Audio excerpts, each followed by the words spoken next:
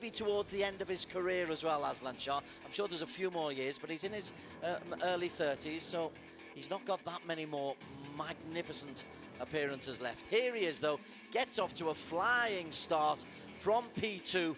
He's into the first corner first, and even though Zakwan Zaidi had a moment or two, he just looked in the mood right from the off, Steve Martin. Yeah, he certainly did. He got his bike right out in front. A little bit difficult to see as he went past that Zakwan Zaidi, but at this point of the race, we thought it was just a good start, which is what he needed to do. We thought the others were going to stay with him. We thought that he would consolidate, and we thought that Brock Parks would make his way forward, but that wasn't to be, because from the very first lap, he pulled out a second gap over the man in second position, the number 21, Zakwan Zaidi.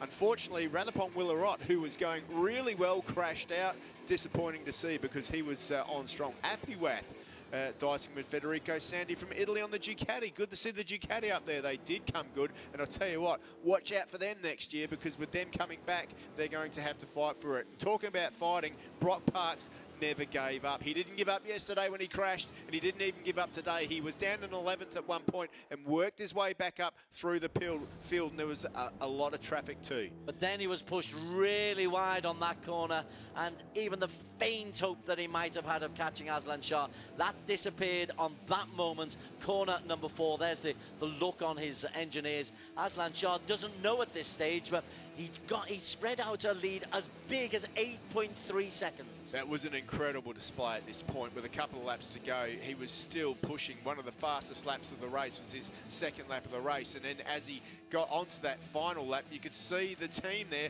starting to put the championship winning t-shirts on. He backed off a little bit, but not too much on that final lap. 38.5 it was, a couple of seconds slower than what he'd done throughout the race. Incredible stuff. Then he came across the line, Des. He slowed down finally and did a bit of fist pumping and went across that line. And boy, what a victory for Azlan Shah it was. Brilliant, brilliant stuff for him. The race for second was Zakwan Zaidi. Thidapong had a good race. Apiwath managed to finish the race. Federico Sandi was riding well too. But it is this man who wins the championship.